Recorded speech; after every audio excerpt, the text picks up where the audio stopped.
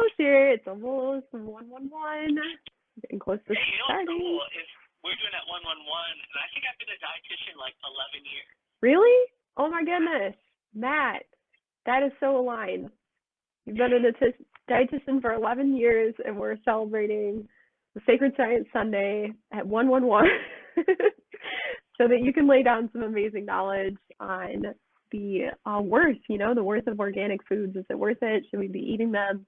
Is it worth our money? So I think we're just about there. So if you are watching this live, please drop a comment, say hello. We would love to acknowledge you and welcome you. So today we're going to be talking about organic foods. So I have Matt Rymond here. He is a registered dietitian and has been for 11 years. He is super knowledgeable on this subject, and I'm super excited to have him on as a subject matter expert to talk about it. So we were not able to get our videos side to side, but I do have him here on the phone, and I'm going to let Matt take it away with some thoughts and reflections that he has on this topic, and then we'll kind of take it from there. So Matt, you can go ahead and take it away. Awesome. Well, hey, Holly, thank you so much for having me. It's an honor to be here with Divine Unity Wellness. And it's also really exciting to be able to share some great information about organic and inorganic food with everyone. If anyone ever does want to reach out to me, you can feel free to link up with me just by email, mattrymondrdn@gmail.com. I'll get that information in the link. But let's jump in, and anyone can jump in with questions at any time. Right. Well, hey, so the first thing I wanted to talk about was nutritional quality. And Holly and I went through a really interesting article, and it said that the major determining factor behind a consumer's purchase of organic food is the belief that the organic food is healthier or has a superior nutritional profile. And that's really interesting. The article highlighted some phytonutrients that are higher in organic food that generally qualify as antioxidants. But actually, the first thing I want to say is when you look at most of the research doesn't show a significant difference in nutrient profile between organic and inorganic. Now that could easily come down to what nutrients they tested, and they might not be testing the nutrients for which there's a significant difference. But I want to say that as a point of encouragement, because I think we're all sensitive to it, especially now when many of us are not working. I think we're all very sensitive to the cost of organic versus inorganic. And I will say, too, we'll get you a punchline of like action items at the end of how to assimilate all that information.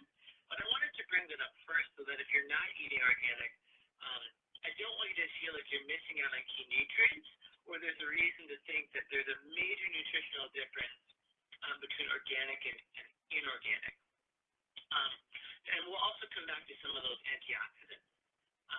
What seems to be a major difference actually would be like pesticide and pesticide residue. And that also can come down to testing. We'll get into that. But they showed through the research that if you went from inorganic to organic, you could have as much as a 90% reduction in those pesticides by switching to a Mediterranean organic diet. That's pretty significant, and I actually want to bring up a bit of a side topic on that wasn't in the article. So quick bit of context, I've worked as a dietitian for about 11 years. About the first third of that had a lot with elderly individuals in nursing homes, and I worked a lot with kidney patients thereafter. And one of the things we find with kidney patients, also true in the general population, is a physiological change with high amounts of added phosphate. And what isn't mentioned in the article is a lot of pesticides and or herbicides are phosphate derivatives. And when you get an increase in phosphates, what you can have is an increase in something called FGF23. And then when you get a drop in vitamin D. And, we're all concerned about vitamin D for all sorts of important reasons. One would be immunity. The other would be cancer. In older individuals, it's falls and fractures.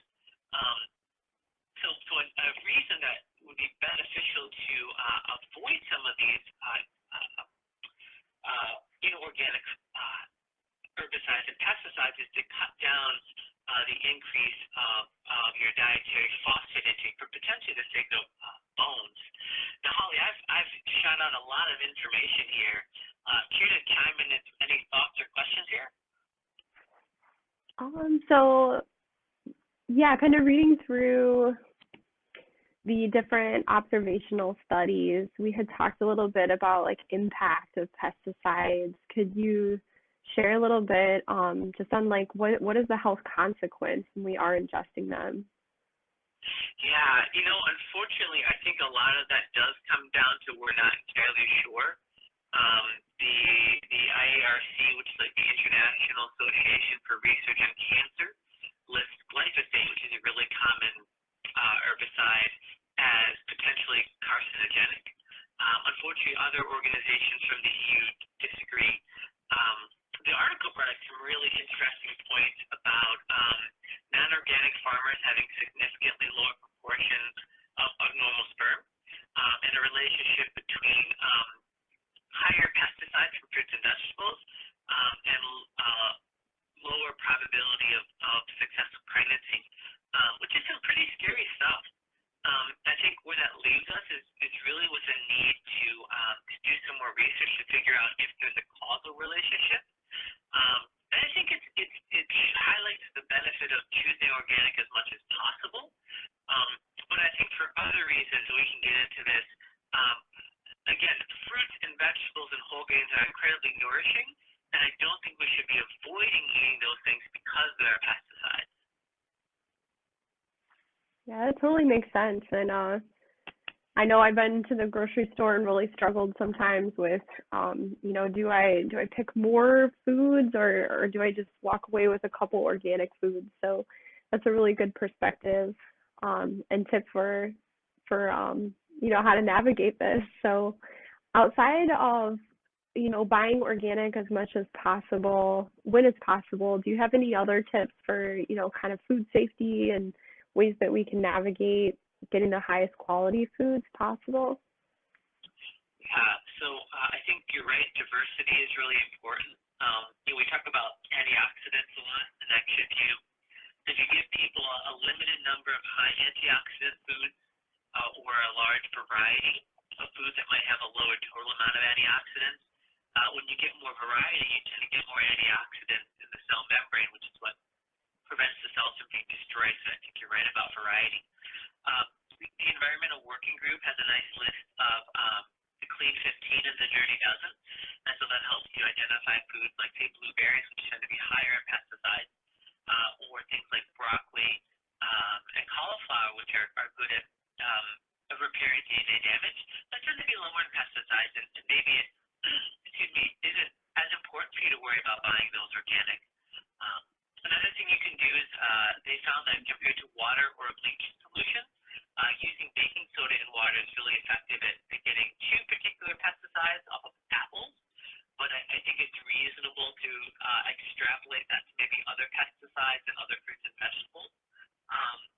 And what it came down to is really just about a quarter, or rather a half teaspoon of baking soda per liter of water, and letting the fruits and vegetables soak for about 15 minutes, and that removed a lot of the pesticides. I think the last thing would also be knowing your farmer. It's hard.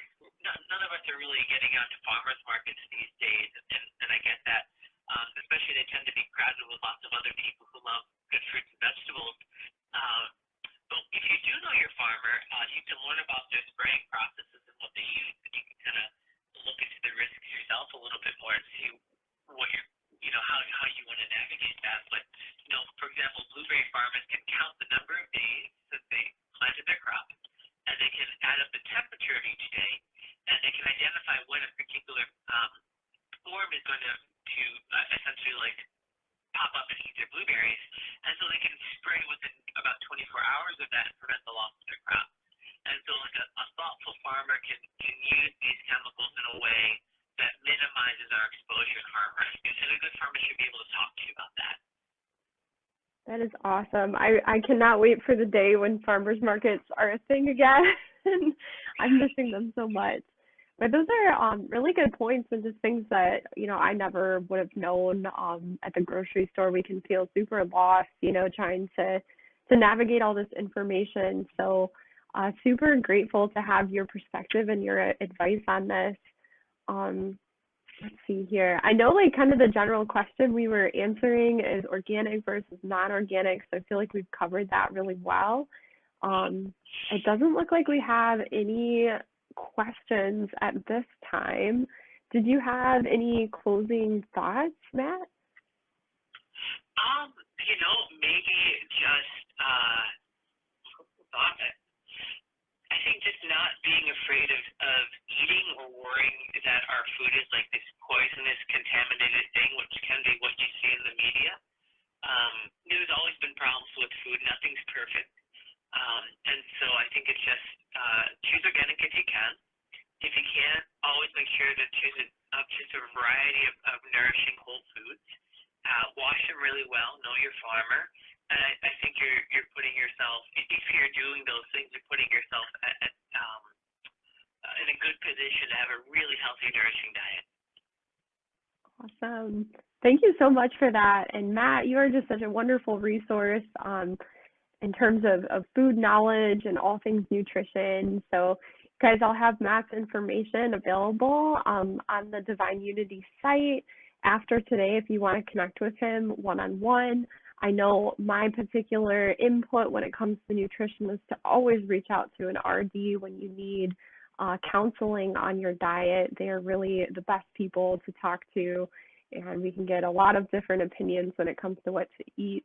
But somebody like Matt really knows the stuff. So super, super grateful to have had you here. And I think that's a wrap. Awesome. Well, Holly, it was so great to talk to you as always. Yes, please, anyone who wants help with anything diet or nutrition related, feel free to reach out. I would love to help you. And Holly would love to chat with you again soon. Awesome. Well, thank you so much, Matt. Have an amazing Sacred Science Sunday, and I will talk soon. All right. Take care, Holly. Okay. Bye now. Bye.